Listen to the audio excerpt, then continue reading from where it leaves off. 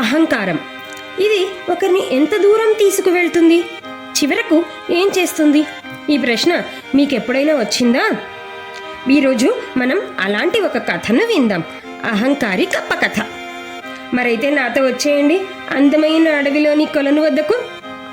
ఒక అందమైన అడవిలో ఒక స్వచ్ఛమైన కొలను ఉండేది. ఆ కొలనులో ఎన్నో చేపలు, చేప పిల్లలు ఆనందంగా జీవించేవి. అడవిలోని జంతువులన్నీ దాహం తీర్చుకోవడానికి ఆ కొలనే ఆధారం.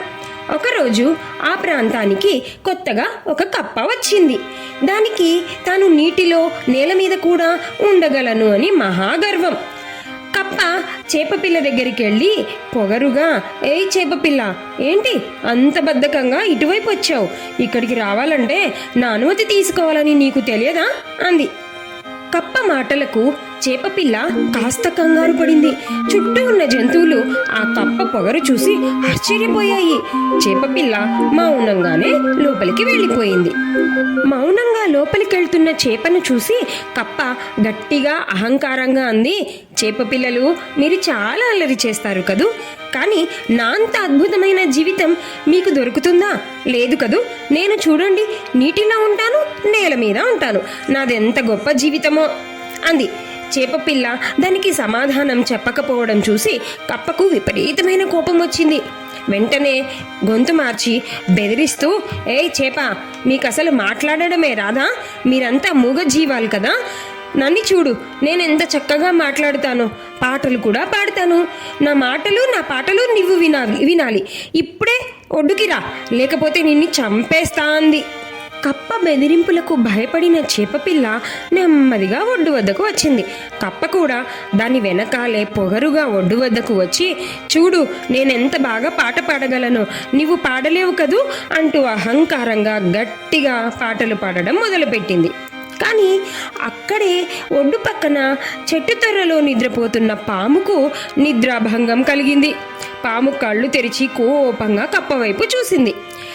వెంటనే పాము కోపంతో కప్ప వైపుకు రావడం మొదలెట్టింది. కప్ప భయంతో కళ్ళు పెద్దవి చేసుకుంది. పాముకు నిద్రాభంగం కలగడంతో విపరీతమైన కోపంతో బయటికి వచ్చిన పాము క్షణం కూడా ఆలస్యం చేయకుండా అహంకారి కప్పను కసిదీరా మింగేసింది. అప్పుడు చేప అమ్మ చెప్పిన భగవద్గీతలోని ఈ శ్లోకాన్ని గుర్తుకు తెచ్చుకుంది. ప్రకృతే క్రియమాణాని గుణై కర్మాణి సర్వశః అహంకార విమూఢాత్మ కర్తహమితి మన్యతే. అంటే అన్ని కర్మలు ప్రకృతి గుణముల చేతనే చేయబడుచున్నవి. అయినప్పటికీ అహంకారము చే మోసగించబడిన ఆత్మ నేనే కర్తను అని తలుస్తూ ఉన్నది అని గుర్తుకు చేసుకున్న చేప అహంకారం ఎంత తప్పో తెలుసుకొని వెంటనే అహంకారాన్ని వదిలేయాలి అని అనుకుని అమ్మ చెప్పిన శ్లోకాన్ని మననం చేసుకుంటూ నీటిలోకి వెళ్ళిపోయింది. చూసారా, మనం చేసే ప్రతి పని, మన ప్రవర్తనే మన భవిష్యత్తును నిర్ణయిస్తాయి.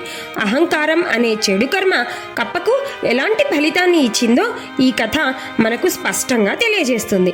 అందుకే భగవద్గీత బోధించినట్టు వినయంగా ఉంటే విజయం మనదే. ఈ కథ మీకు నచ్చింది కదూ? మరింకే వెంటనే లైక్ చేయండి, కామెంట్ చేయండి, వినయమే విజయమని. సబ్స్క్రైబ్ చేయండి గీతా చైతన్యం. Thank you. శ్రీకృష్ణ అర్పణమస్తు.